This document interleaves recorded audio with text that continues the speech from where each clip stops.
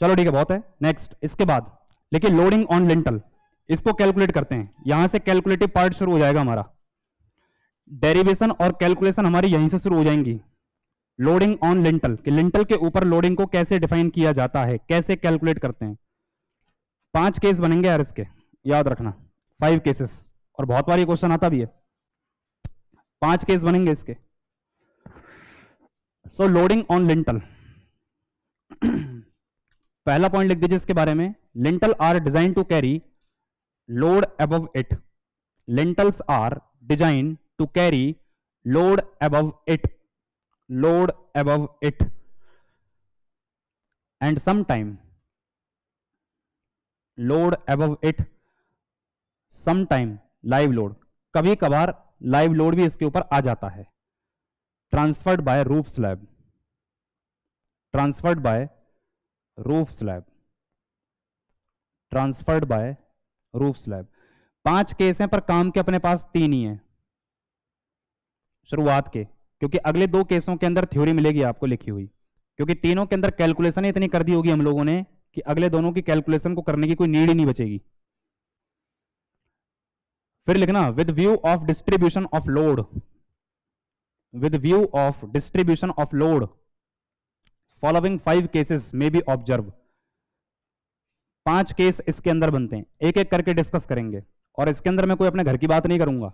जो किताबें और लिटरेचर हमसे कहेंगे, जो मैकेनिक्स हमसे कहती है, वो केवल वही बात करेंगे कि ऐसा क्यों होता है, होता है तो मतलब होता है, इनके अजम्पशन है, हम क्या कर सकते हैं इसमें, माने हुए इन लोगों ने। अजम्पशन एक ही निकल कर आता है कि लिंटल के ऊपर लोडिंग कैलकुलेट करने के लिए लोड का डिस्पर्शन आपको इक्विलैटरल ट्रायंगल मानना होता है। कौन सा ट्रायंगल मानना होता है? इक्विलैटरल, जिसके अंदर 2 एंगल कितने के होते हैं? इक्विलैटरल की बात कर रहा हूं। 2 एंगल मिलेंगे आपको कितने कितने के? 60-60 के। एक होता है आइसोसेल्स, उसके अंदर तीनों मिलेंगे आपको कितने कितने के?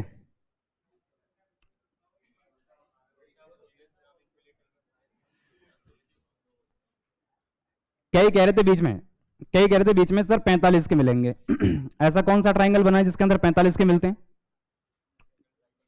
अरे इनकी बात कर रहा हूं मैं, इक्विलैटरल, इंडिया वाले इक्विलैटरल के अंदर कितने मिलते हैं? और आइसोसेल्स के अंदर? ये बाकी लोग चुप क्यों बैठे हैं? जीवन में पहली बार नाम सुनाया क्या इनका? इक्विलैटरल और आइसोलेशंस। अरे समबाहु, समद्विबाहु, ये तो नाम सुने होंगे है ना? अब कह रहे हैं हाँ, अब कह रहे हैं हाँ। चलो लिखो इसके अंदर पहला केस, इसके अंदर पहला केस लिखेंगे हम लोग। फर्स्ट केस, पहला केस लिख देंगे, length of wall on each side is more than half the effective span, half the effective span.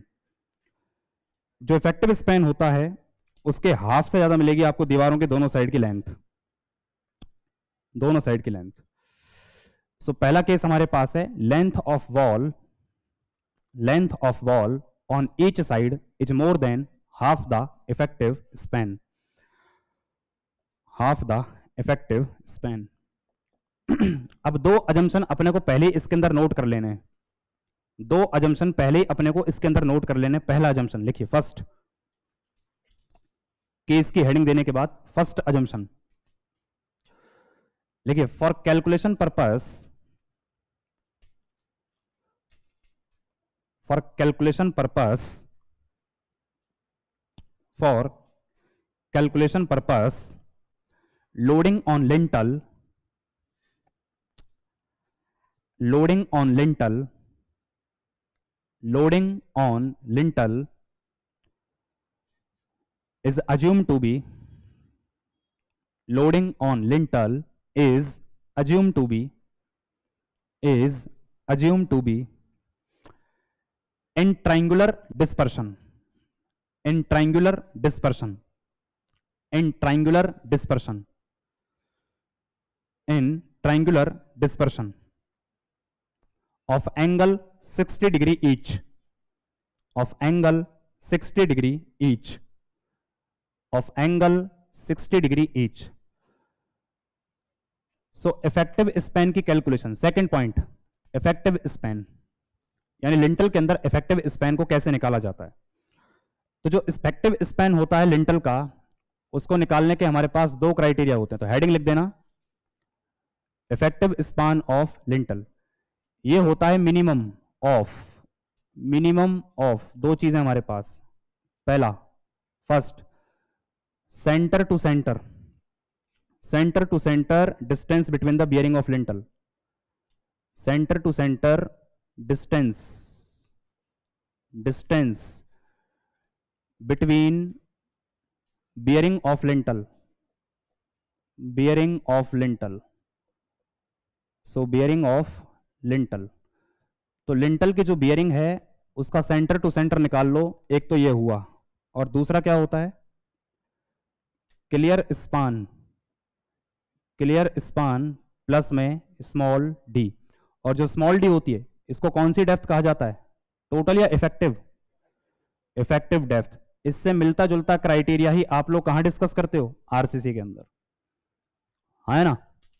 तो इन दोनों क्राइटेरियाज का मिनिमम होगा हमारे पास इफेक्टिव स्पान ऑफ लिंटल। तो दोनों अजम्पशंस अब अपने को पता है, कैलकुलेशन कर सकते हैं अपन, कोई दिक्कत ही नहीं आएगी। दोनों क्राइटेरिया अपने को पता है, बस लोड निकालना है अपने को। तो पहले तो उतार लो इसको, फिर इसका डायग्राम बनाता हूं। बस एक फॉर्मूला याद रखना, वेट किसके बराबर होता है, चलो छोड़ो, स्पेसिफिक वेट किसके बराबर होता है ये बताओ आप। स्पेसिफिक वेट किसके बराबर होता है, गामा, वेट बाई वॉल्यूम। तो वेट कैसे निकाल सकते हैं, गामा इंटू में क्या कर दिया जाए, वॉल्यूम कर दिया जाए। तो ये वॉल्यूम कैसे निकाला जाता है, एरिया इंटू में लेंथ। बस ये कॉन्सेप्ट याद रखने का, बाकी तो काम बन गया अपना। इसका डायग्राम उतारते हैं पहले, और डायग्राम बिल्कुल वैसे उतारना जैसे मैं उतार रहा हूं, कर दूं ऊपर शिफ्ट। चलो इसका डायग्राम बनाते हैं अपन पहले। इसका डायग्राम बनाते हैं। तो डायग्राम बनाने के लिए ये हमारे पास एक वॉल रही, एक दीवार रही, इसके खुद के अंदर दो केस मिलेंगे अपने को। तो डायग्राम के अंदर ये वॉल है हमारे पास, and this is an opening, ये ओपनिंग है अपनी, ये ओपनिंग है। तो इस ओपनिंग को कवर किया जा रहा है with the help of lintel. So with the help of lintel, ये हमारा लिंटल रहा। तो ये हमारा लिंटल रहा। अभी दोनों साइड में हमारे पास जो लेंथ है वॉल की, उसको मैं डिनोट कर देता हूं। एक साइड की लेंथ है मेरे पास x, और इस साइड की जो लेंथ है मेरे पास, इसको मैंने क्या बोल दिया, y। जो केस मुझसे कहना चाह रहा उसका मतलब समझा देता हूं। केस क्या कहना चाह रहा था मुझसे पहले, देखो जो केस हमने यहां पर लिखा है, क्या कह रहा है हमसे, ये length of wall on each side is more than half the effective span. इसका मतलब क्या है, ओपनिंग के दोनों साइड में जो दीवार हमारे पास है, यानी x और y डायमेंशन, तो x इज ग्रेटर देन किससे, इफेक्टिव स्पैन ऑफ लिंटल। और इसका कर दो आधा, यानी L इफेक्टिव मेरे पास आ गया। L इफेक्टिव किसका, ये लिंटल का, इसका कर दूं आधा। और जो यहां पर y मिलेगी, ये y भी बड़ी है किससे, L इफेक्टिव बाई 2 से, आया ना। इफेक्टिव लेंथ आप निकाल सकते हो लिंटल की, इफेक्टिव लेंथ आप निकाल सकते हो लिंटल की। कैसे निकालोगे, सेंटर टू सेंटर बियरिंग, या फिर क्लियर स्पान, और क्लियर स्पान के अंदर क्या जोड़ देना है, इफेक्टिव डेप्थ। क्लियर होगी बात सभी के, बनाओ पहले इसको, यहां तक बना लीजिए। जो नीचे लिखा है मैंने x और y, ये बता रहा है आपको केस की डेफिनेशन, कि दोनों साइड में जो दीवारों की लेंथ है वो आपकी इफेक्टिव लेंथ के हाफ से बड़ी है। मेन मेसनरी वॉल दोनों साइड की हमारे पास उसकी length effective length of lintel के हाफ से ज्यादा है। जो बीच में आप ये ओपनिंग देख रहे हो, इस ओपनिंग को क्या कह सकता हूं मैं, ये चीज, ये क्लियर स्पान है क्या मेरा, ये मेरा क्लियर स्पान LC है, ये क्लियर स्पान मेरा LC है। अगर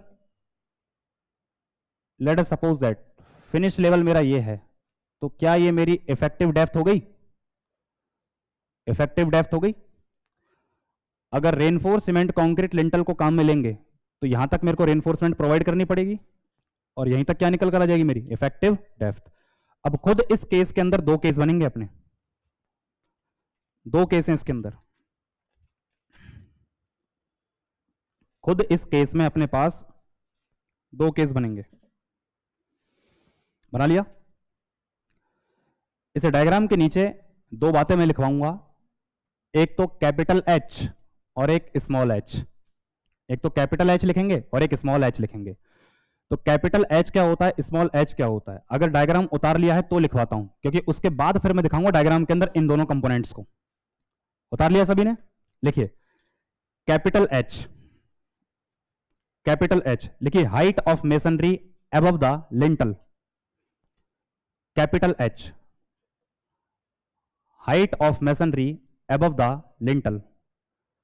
capital H, height of masonry above the lintel, above the lintel.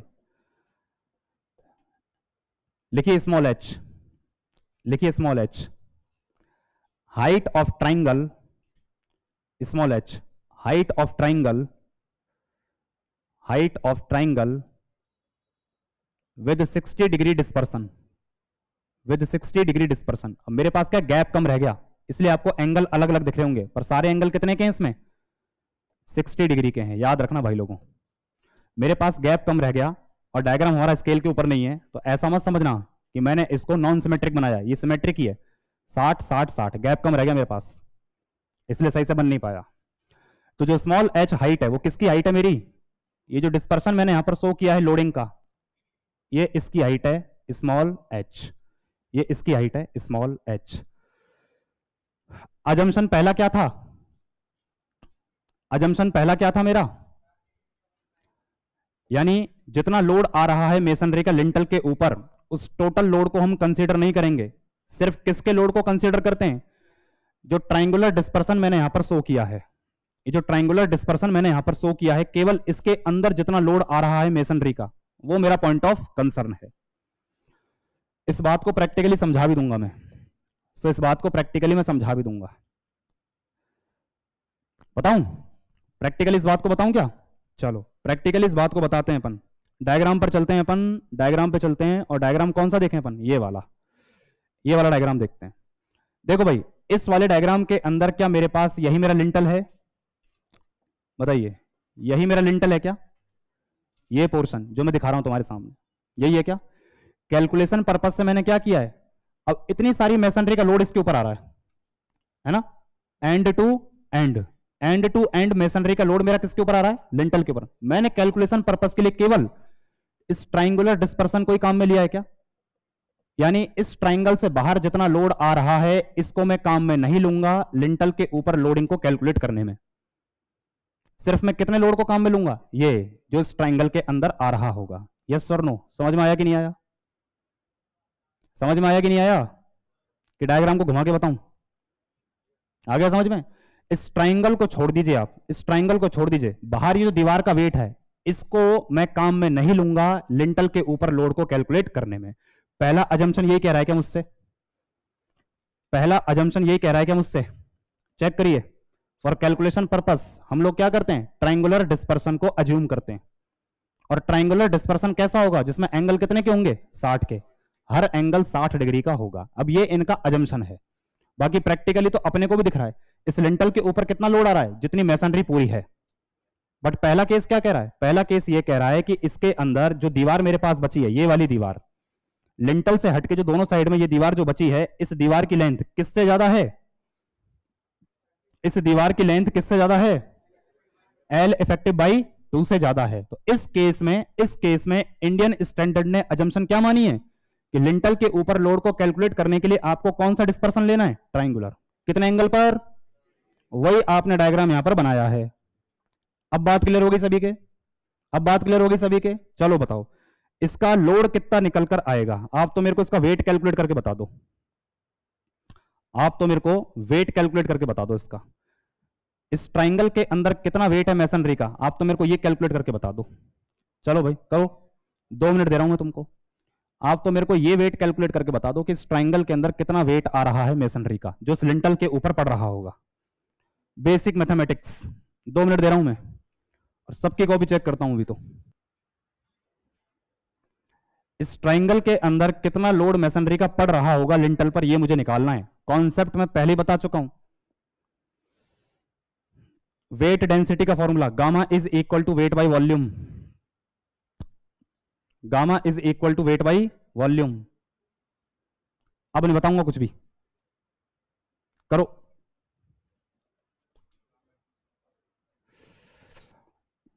Gamma की वैल्यू कोई मत पूछ लेना यार, क्यों? गामा क्या बताता है? मटेरियल को बताता है, जो मटेरियल काम में लेंगे उसका गामा होगा। अगर पत्थर का लिंटल बनाया है तो गामा कांस्टेंट, अगर आरसीसी का बना है तो गामा कांस्टेंट। अगर आरसीसी का है तो गामा कितना आएगा? 25 किलो न्यूटन पर मीटर क्यूब आरसीसी का। और पीसीसी का कितना होता है? 24। ये किलो न्यूटन के अंदर है, एक केजी में भी होता है, 2500 और 2400 होता है, फिर वो यूनिट का फर्क है। निकालो।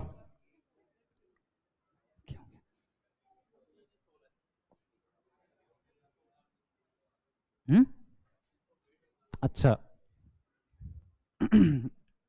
2 मिनट आपके पास हैं, देखिए कैसे निकालते हो वेट। वॉल्यूम कैसे निकालोगे? वॉल्यूम खाली इतना बता दो, फिर तो निकाल लोगे तुम। एरिया इंटू में थिकनेस, बढ़िया। ये इसका एरिया, इस ट्राइंगल का एरिया और इसकी थिकनेस कहां जा रही है? बोर्ड के अंदर। इस थिकनेस को क्या बताओगे आप? बी। ये थिकनेस क्या है इसकी? थिकनेस तो खैर डेप्थ है, ये थिकनेस कौन सी होगी? विड्थ होगी इसकी। भाई थिकनेस तो ये रही इसकी, तो विड्थ कहां जा रही है? बोर्ड के अंदर। ये रहा एरिया, इस एरिया से क्या मल्टीप्लाई कर दो? इसकी विड्थ को, जो बोर्ड के अंदर जा रही है या बोर्ड के बाहर आ रही है। एरिया निकल कर आ जाएगा। अब एरिया निकालो पहले तो आप। एरिया कितना निकालते हो देखें। 1/2 हाइट इंटू में बेस, 1/2 हाइट इंटू में बेस। बेस कितना है मेरा? बेस इस ट्राइंगल का बेस कितना है? एल इफेक्टिव है, नॉट क्लियर स्पान। इस एंड से इस एंड तक कौन सी है मेरी? ये एल इफेक्टिव। ये बीच का है क्लियर स्पान। एल इफेक्टिव मेरा बेस है, याद रखना भाई लोगों। Centre to centre L effective, ये बेस है। आप तो हाइट बताओ। इस स्मॉल एच की वैल्यू कितनी है? इस स्मॉल एच की वैल्यू कितनी है? कितनी? बढ़िया। बेसिक ट्रिग्नोमेट्री, बेसिक ट्रिग्नोमेट्री लगानी है इसके अंदर, कुछ भी नहीं करना, कुछ भी नहीं करना है इसके अंदर। या तो लगा लो साइन रूल, उससे भी निकल कर आ जाएगा ये, या लगाओ आप टेन रूल, उससे भी निकल कर आ जाएगा ये। बताना जरा कितना आ रहा है वेट, अब तो बता दो, बताओ जरा कितना आ रहा है वेट। हाँ सही है, करेक्ट, एकदम एकदम करेक्ट है, एकदम करेक्ट है। कैलकुलेशन को आगे बढ़ाते हैं, इस कैलकुलेशन को आगे बढ़ाते हैं। इस ट्राइंगल को तोड़ के मैंने बाहर निकाल लिया कैलकुलेशन करने के लिए।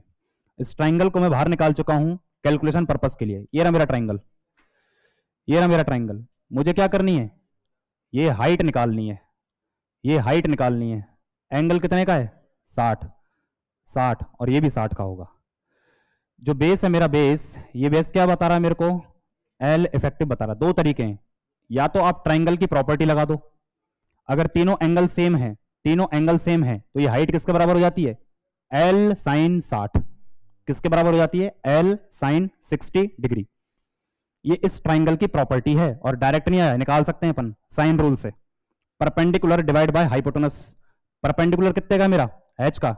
हाइपोटेनस कितने की मेरी? एल इफेक्टिव की। नहीं निकाल सकते? कितना आएगा? L effective sine 60 degree. एक तरीका तो ये है। दूसरा तरीका क्या है? आप टेन रूल अप्लाई करो। अगर मैं लिख देता हूं यहां पर टेन 60 डिग्री, तो बताओ भाई टेन 60 डिग्री किसके बराबर होगा? एच, एच, एच बटे में क्या लिख दिया जाए? L effective divide by 2। सही है क्या? सही है क्या? यहां से मेरे को एच निकालनी है, तो ये एच किसके बराबर आ जाएगी? ये एच किसके बराबर आ जाएगी? एल इफेक्टिव तो अपनी जगह पर रहेगा, टेन 60 किसके बराबर हो गया? और फिर ये दो भी क्या हो जाएगा? इससे मल्टीप्लाई हो जाएगा। अरे हाँ है ना कि नहीं? या तो ले जाओ दो को ऊपर, तो एल इफेक्टिव टेन 60 बटे में कितना आ जाएगा? ये 2। तो क्या लिख दूंगा यहां पर? L effective ten 60 degree. आगे चल के लिख देंगे इसको, और डिवाइड किससे कर दूं इसको? 2 से कर देता हूं। टेन 60 किसके बराबर होता है? एल इफेक्टिव √3, और नीचे कितना आ गया? ये 2। अगर मुझे एरिया लेना है इसका, इस ट्राइंगल का मेरे को एरिया लेना है, तो area is equal to, area is equal to क्या ले लें भाई? 1/2। बेस कितने का है? एल इफेक्टिव का बेस है हाइट, और ये हाइट तो मैंने अभी निकाली है। ये हाइट किसके बराबर है? √3 डिवाइड बाय 2 और L इफेक्टिव के बराबर है। तो एरिया कितना आ गया निकल के टोटा बताओ, √3/4 और L इफेक्टिव का स्क्वायर। ये आ गया मेरा एरिया, ये आ गया मेरा एरिया। अभी अगर कोई मुझसे कहे कि वॉल्यूम बताओ इसके अंदर, तो वॉल्यूम किसके बराबर आ जाएगा, तो volume is equal to area into में कर देता हूं विड्थ, जो कि बोर्ड के अंदर जा रही है, बोर्ड के बाहर आ रही है। mm² mm किस में आ गया, mm³ के अंदर। क्या बता रहा है ये, वॉल्यूम। अभी वॉल्यूम तो निकाल लेंगे, पर मेरे को क्या निकालना है, इसका वेट निकालना है, क्योंकि मेरा कंसर्न पॉइंट यही है। तो वेट कैसे निकालेंगे अपन इसके, वॉल्यूम के अंदर मल्टीप्लाई कर देते हैं किसको, इसकी वेट डेंसिटी यानी गामा को। कर दिया, बताओ भाई वॉल्यूम की वैल्यू कितनी है, √3/4, √3/4 इंटू में क्या कर दिया जाए, L इफेक्टिव का स्क्वायर, L इफेक्टिव का स्क्वायर इंटू में क्या लिखें, B, और इंटू में क्या लिख दें, गामा। ये वेट निकल कर आ गया जो हमारे लिंटल के ऊपर एक्ट कर रहा होगा, पहले वाले केस के अंदर जो हमारे लिंटल के ऊपर एक्ट कर रहा होगा। आ गया समझ में, आ गया समझ में। बताओ भाई कहां से उतारोगे, शुरुआत से ही, यह उतार लिया, नहीं उतारा है तो शुरुआत से उतारो भाई इसको। ये डायग्राम तो सबका बन गया होगा, तो इसको तो कर देता हूं मैं ऊपर, आप नोट करना शुरू करो यहां से। तो ये तो पहला केस है जिसके अंदर हमारा स्मॉल h छोटा है किससे, कैपिटल H से, यानी हमारा ट्राइंगल अंदर की तरफ ही रह गया।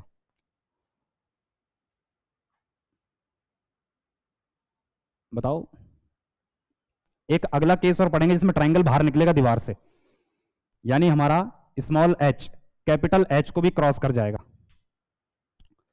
वो दूसरा केस होगा, वो भी करेंगे अभी, रुको।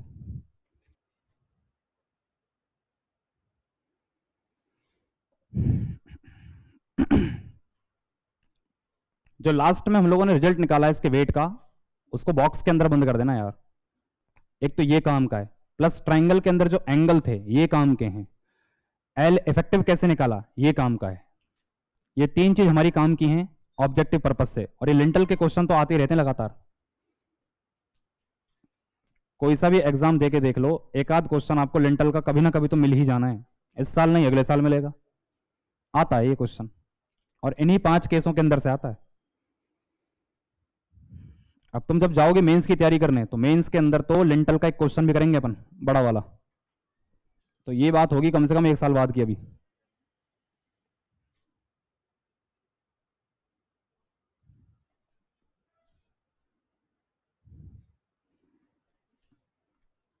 झुकना तो सबको ही पड़ता है। कर दूं ऊपर, ये लो भाई, इसको बॉक्स के अंदर बंद कर देना यार। अब इससे 2-3 टाइप के क्वेश्चन बनेंगे अपने, 2-3 टाइप के। पहला क्वेश्चन कह देगा कि ये केस है और इसके अंदर आपका ट्राइंगल डिस्पर्शन आपकी वॉल से नीचे रह गया, इस केस में जो वेट है लोडिंग का ये किसके प्रोपोर्शनल है, option A effective length, option B effective length का square, option C width, option D all of above. नहीं ये तो क्वेश्चन गलत हो गया, क्योंकि ऊपर क्या लिख दिया मैंने, एल इफेक्टिव। चलो छोड़ो, ये भी है ही नहीं ऑप्शन के अंदर। अब बताओ क्या चुनोगे आप, एल इफेक्टिव स्क्वायर के बराबर। ऑप्शन ए क्या दे रहा है, इफेक्टिव लेंथ, ऑप्शन बी क्या दे रहा है, इफेक्टिव लेंथ का स्क्वायर, ऑप्शन सी कुछ और मिल जाएगा, option D none of these. क्या लगाओगे, ध्यान रखना भाई गलती करवाने के लिए आते हैं ऐसे क्वेश्चन, आप लपक के क्या लगाओगे, ऑप्शन है, क्योंकि जल्दबाजी में होंगे आप, आपने ध्यान नहीं दिया, एल इफेक्टिव नहीं है, ये क्या है, एल इफेक्टिव का स्क्वायर है। आगे बात समझ में। अगर मेरे जैसा कोई आदमी हुआ तो क्वेश्चन को और टफ बनाएगा। √3, ये √3 किसके बराबर था, tan 60 के बराबर था, तो 1/4 tan 60 करके दे दूंगा मैं। अब यहीं पर जनता का दिमाग खराब, यार ऐसे करके तो कुछ पढ़ा ही नहीं हमने। पर जो थोड़ा सा रुकेगा 2-3 सेकंड के लिए, दिमाग के अंदर शांति सोचेगा किसका मतलब क्या था, वो कर पाएगा इस क्वेश्चन को। tan 60/4 इसका मतलब क्या है, √3/4। इस कॉफिशिएंट की वैल्यू पूछ रहा है वो आपसे, किसकी वैल्यू पूछ रहा है, कॉफिशिएंट की। क्लियर है सभी के, पहला केस क्लियर है सभी के। फिर पूछ रहा हूं मैं, अगला केस लिखो, इसी के अंदर है ये केस फर्स्ट का ही, केस फर्स्ट का ही दूसरा, केस फर्स्ट का ही दूसरा। इस पहले वाले केस के अंदर क्या था, ये जो ट्राइंगुलर डिस्पर्सन आपने शो किया है ये आपकी मैसनरी वॉल के अंदर ही था, अगले वाले केस में ये ट्राइंगुलर डिस्पर्सन आपका इस मैसनरी वॉल से भी क्या कर जाएगा, बाहर निकल जाएगा। एंटायर चीजें रिमेन सेम रहेंगी, इनमें कोई चेंज नहीं होने वाला, बस चेंज क्या होगा आपका डायग्राम। डायग्राम के अंदर ये ट्राइंगुलर डिस्पर्सन हमारा कहां निकल जाएगा, दीवार से भी ऊपर। इसी को बना देते हैं। तो अगला डायग्राम बना रहा हूं मैं यहां पे, अगला डायग्राम बना देता हूं मैं। दोबारा से मेरे पास ये मेरी मैसनरी वॉल है, लेकिन अब इस मैसनरी वॉल के अंदर, इस मैसनरी वॉल के अंदर जो मेरा डिस्पर्शन है, ये डिस्पर्शन क्या कर जाएगा, दीवार से भी बाहर निकल जाएगा। सो ये रहा लिंटल, तो ये रहा लिंटल, और इस लिंटल के ऊपर जो डिस्पर्शन हम लोग शो कर रहे हैं, ये आपका बाहर निकल गया इस दीवार से भी, जो कि पिछले केस के अंदर बाहर नहीं निकला था। ये पिछले केस के अंदर बाहर नहीं निकला था, अभी निकल गया। तो इस केस में क्या करना है, तो इस केस में इंडियन स्टैंडर्ड हमसे कहता है, इस केस में इंडियन स्टैंडर्ड हमसे कहता है कि अगर आपका डिस्पर्शन दीवार से बाहर निकल जाए, कैलकुलेशन पर्पस के लिए आपको इस रेक्टेंगल का जितना वेट निकल कर आ रहा है ट्राइंगल पर, इस रेक्टेंगल का जितना वेट निकल कर आ रहा है, इस पूरे वेट को कंसीडर करना है किसकी कैलकुलेशन के लिए, कि हमारे लिंटल पर कितना वेट पड़ेगा, इसकी कैलकुलेशन के लिए इस समय इस पूरे रेक्टेंगल को काम में लेना है। तो इस रेक्टेंगल का जो बेस पॉइंट है उसकी लंबाई कितनी होगी, एल इफेक्टिव के बराबर, और इस रेक्टेंगल की जो हाइट होगी, ये हाइट किसके बराबर होगी, किसके, कैपिटल एच के बराबर होगी। सही बात है क्या। इसकी जो विड्थ होगी, ये विड्थ किसके बराबर होगी, बी के बराबर होगी। ये विड्थ भी किसके बराबर होती है, बी के बराबर होती है। तो पहले तो उतारो आप इसका डायग्राम, डायग्राम के अंदर सारा डेटा रिमेन सेम। ये x है और x इज ग्रेटर देन किससे, L इफेक्टिव बाई 2 से। ये y है हमारे पास, जैसे हमने पिछले वाले केस में बताया था, और इस समय y भी ग्रेटर देन किससे है, L इफेक्टिव बाई 2 से। बीच में हम लोगों के पास क्या है, क्लियर स्पान LC। बस इस समय हम लोग रेक्टेंगल को काम में लेंगे, ट्राइंगल को काम में नहीं लेंगे। इस केस में मुझे सिर्फ और सिर्फ रेक्टेंगल को काम में लेना है, ट्राइंगल को काम में नहीं लेना है।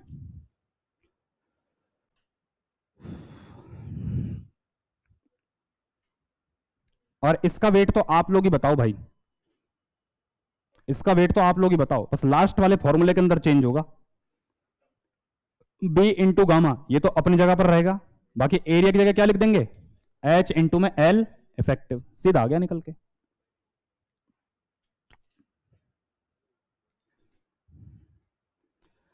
इस वाले केस में केवल हम रेक्टेंगल को काम में लेते हैं। पहले डायग्राम बना लो, फिर इस अजम्पशन को मैं लिखवा दूंगा पॉइंट बनवा के।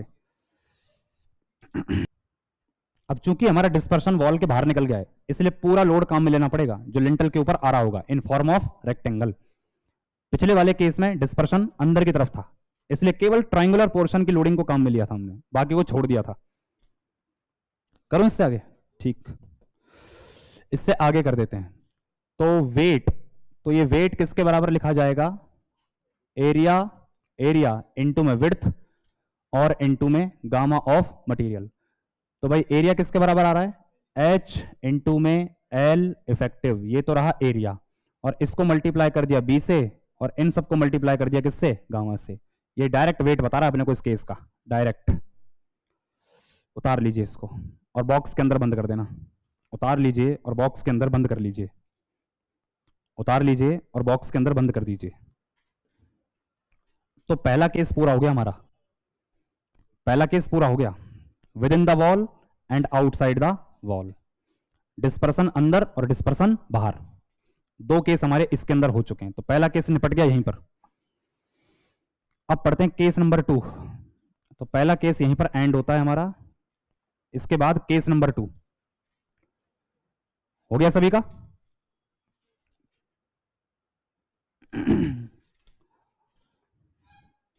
हो गया है सभी का। चलिए इसके बाद लिखिए केस नंबर 2, और केस नंबर 2 लिखो, इससे पहले इसके अंदर एक लाइन लिख दो यार, जो मैं लिखवाना चाह रहा था। लिखिए इन सच केस, एक लाइन लिख दीजिए इसके अंदर, in such case when dispersion triangle, in such case when dispersion triangle, in such case when dispersion triangle go beyond the top of wall, go beyond the top of the wall, go beyond the top of the wall, then dispersion of loading,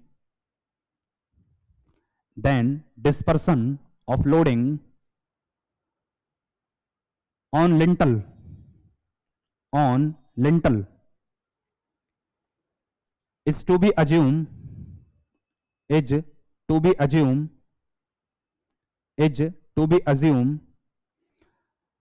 a rectangle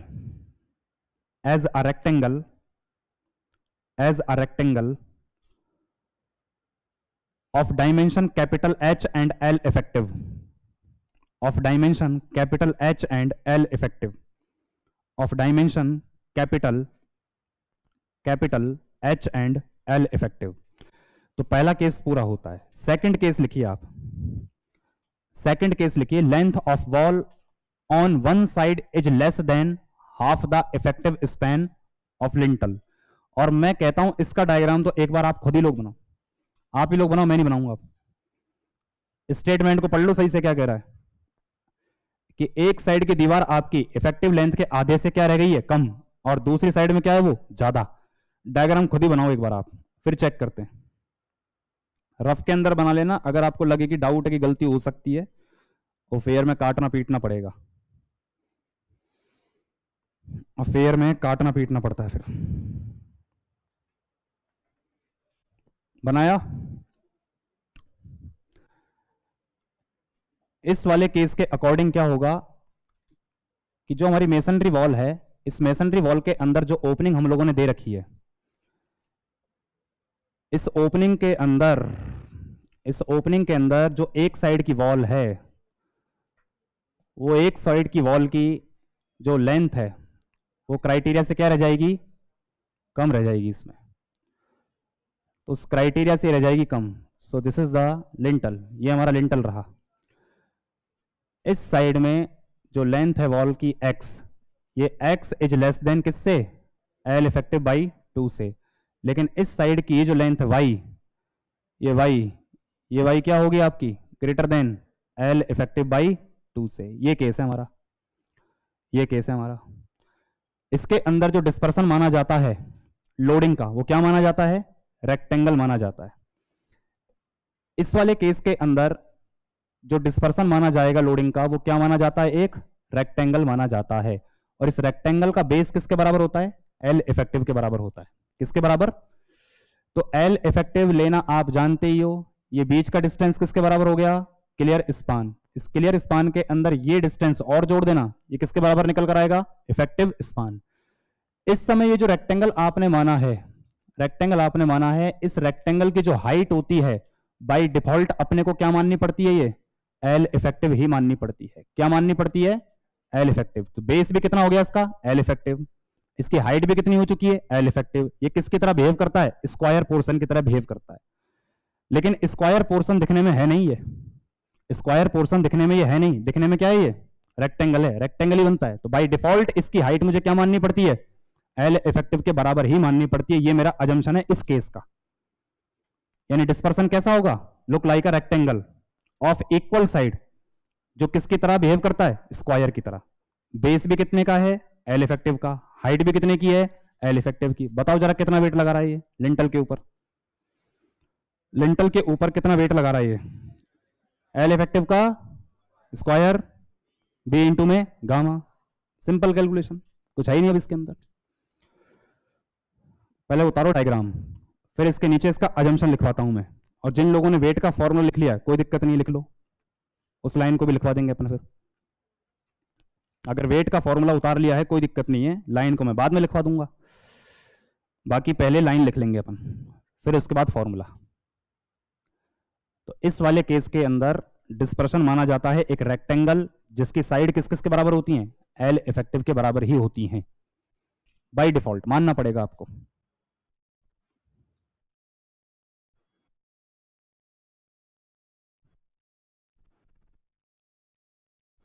इसको square मत मान लेना भाई लोगों, दिखने में क्या है, ये रेक्टेंगल है।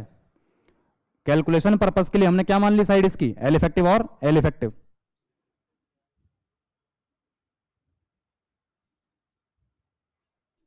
लेकिन इसके अंदर in such case, in such case, in such case we assume, in such case we assume, assume के नीचे अंडरलाइन कर लेना, ये अजम्पशन है हमारा।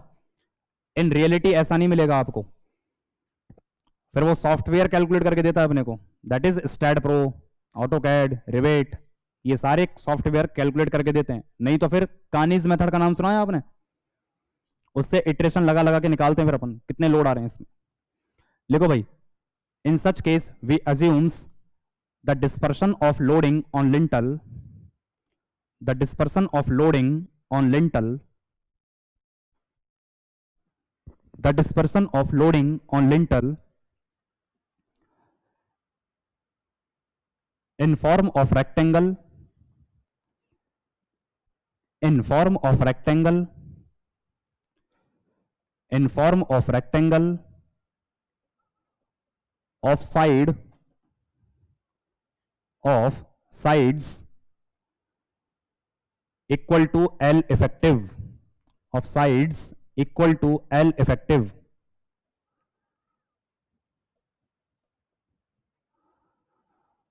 फॉर्मूला नोट कर लीजिए इसका, कई लोगों ने उतार भी लिया होगा।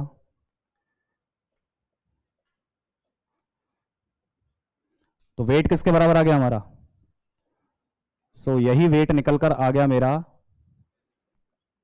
एल इफेक्टिव का स्क्वायर इनटू में बी और इनटू में गामा। इस वाले केस का रिजल्ट है ये, इस वाले केस का रिजल्ट है ये। एक केस और बनेगा इसका, that is case number, that is case number 3। दो केस हो चुके हैं हमारे भाई, कहने को दो में वैसे कितने हो गए, 3, पहले के दो हिस्से, फिर ये दूसरा, अब तीसरा पढ़ते हैं। इसको बॉक्स के अंदर बंद कर देना, फॉर्मूले को, इस फॉर्मूले को बॉक्स के अंदर बंद कर देना। देन इसके बाद लिखिए केस नंबर 3। कर दूं चेंज, कर दूं change, case number 3। Case number 3 क्या कह रहा है, length of wall on each side of lintel is less than the half the effective span on lintel. इसका मतलब क्या निकल कर आया, इस बार दोनों साइड में, इस बार दोनों साइड में जो लेंथ ऑफ वॉल है वो आपकी इफेक्टिव डेप्थ के हाफ से भी क्या रह गई है, कम। पिछले वाले केस में केवल एक जगह की थी, इस वाले में दोनों साइड की है। तो डायग्राम बना के रेडी रखो आप, डायग्राम बना के रेडी रखो, और मैं तो कहता हूं वेट निकाल के भी रेडी रखो, कुछ है ही नहीं अब इसके अंदर। बस जो एल इफेक्टिव आपने हाइट मानी थी, इस बार ये हाइट स्मॉल एच के बराबर माननी है, इस बार ये हाइट स्मॉल एच के बराबर माननी है।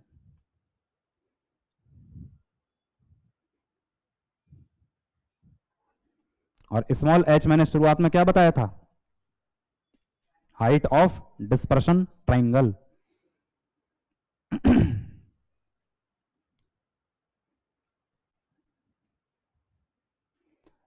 इसका डायग्राम बना दीजिए।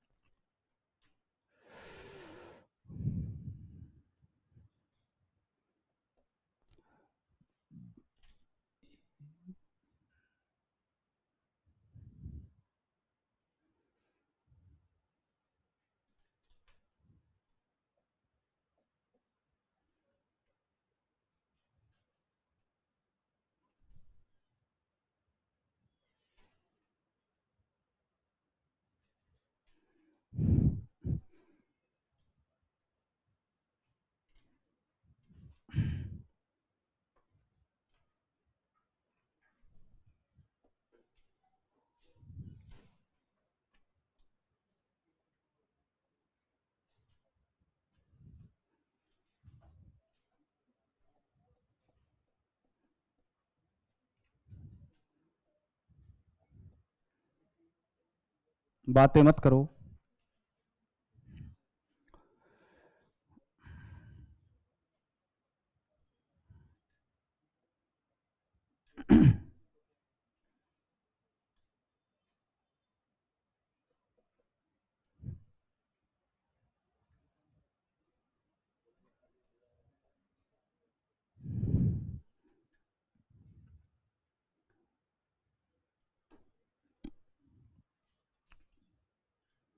बताओ इसका वेट कितना है। बस कैपिटल एच को स्मॉल एच मान लिया हमने। और कैपिटल एच क्या था मेरा? लिंटल के ऊपर जितनी मेसनरी है उसकी हाइट, और स्मॉल एच क्या था मेरा? डिस्पर्सन ट्रायंगल का हाइट। बट यहां पर डिस्पर्सन कैसा है? रेक्टेंगल। तो जितना हाइट है डिस्पर्सन का वो स्मॉल एच है इस केस में। तो वेट का फॉर्मूला क्या बन गया? वेट। तो वेट का फॉर्मूला बन गया, मैं डायरेक्ट लिख देता हूं। तो वेट का फॉर्मूला क्या बन गया इस केस में? भाई देखो, एल इफेक्टिव इनटू में स्मॉल एच इनटू में बी और इनटू में गामा। ये फॉर्मूला है हमारा वेट का। So this is the formula of weight in such case. तो 3 केस निपटा दिए हम लोगों ने अभी तक। 3 केस हम लोगों के पूरे हो चुके हैं। इसके बाद 2 केस और बचे हुए हैं, वो थ्योरेटिकल हैं पूरे, वो बिना क्वेश्चन के समझ में भी नहीं आते, और क्वेश्चन गया मेंस की क्लास में। सभी ने लिखो केस नंबर 4। अगला केस लिखते हैं, अगला केस लिखते हैं केस नंबर 4। और केस नंबर 4 क्या कह रहा है? When there are opening on the lintel side. जब लिंटल की साइड पर ओपनिंग हो, जब लिंटल की साइड पर ओपनिंग हो तो इस केस में क्या किया जाएगा? तो पहले इसके बारे में लिख लो आप, इसका राइट अप क्या है, फिर देखते हैं कि if there are openings due to the provision of ventilators. Lintel के ऊपर ओपनिंग क्यों देते हैं अपन? याद करो उस डायग्राम को जहां पर मैंने विंडो के ऊपर दिखाया था आपको लिंटल। कई बार उस लिंटल के ऊपर ही हम लोग क्या कर देते हैं? ओपनिंग प्रोवाइड कर देते हैं in the form of ventilators. जैसे ये वेंटिलेटर, अगर लिंटल के ऊपर आपने ओपनिंग दे दी वेंटिलेटर की फॉर्म में, लिंटल के नीचे होती है ओपनिंग वैसे तो, जो हमारी मेन ओपनिंग होती है। अभी इसके ऊपर ओपनिंग दे दी हमने, किसकी फॉर्म में? वेंटिलेटर की फॉर्म में। अगर वेंटिलेटर दे रखे हैं तो इस केस में वेट की कैलकुलेशन कैसे की जाएगी वही अपने को यहां पर बता रखा है। लिखना जरा इसमें, if there are openings comma due to the provision of ventilators, due to the provision of ventilators, due to the provision of ventilators etc comma, and if these openings are intersected by 60-degree lines and if these openings are intersected by the 60-degree lines comma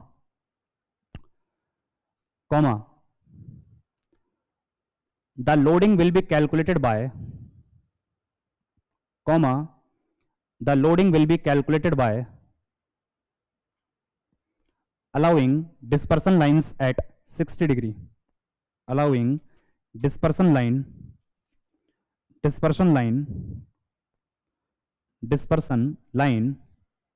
at 60 degree, from the top edges of the opening, from the top edges of the opening, top edges of the opening, top edges of the opening.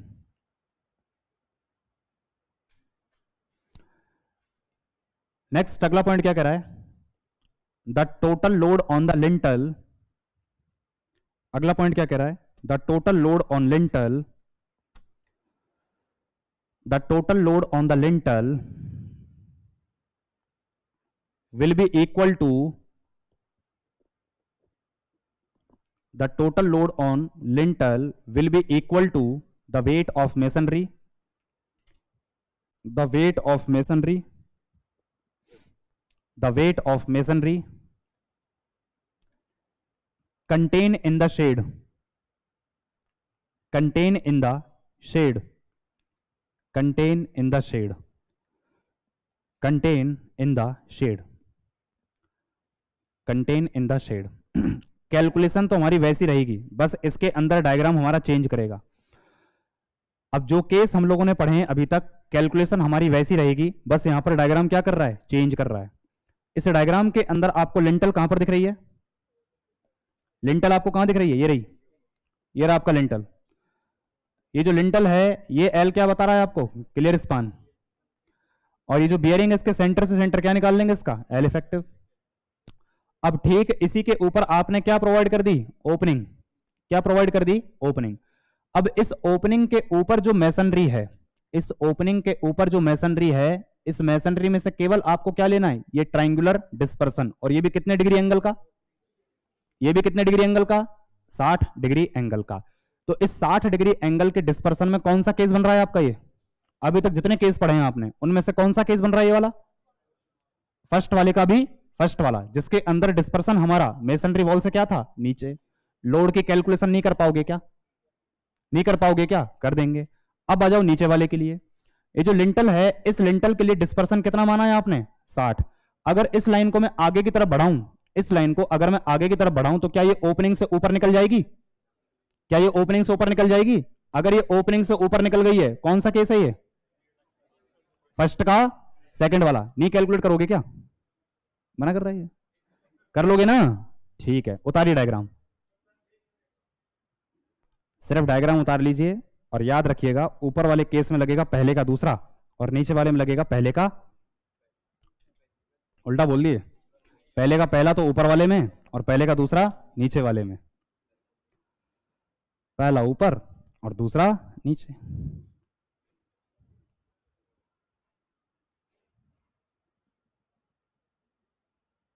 तो lintel हमारे यहां पर होते हैं finish,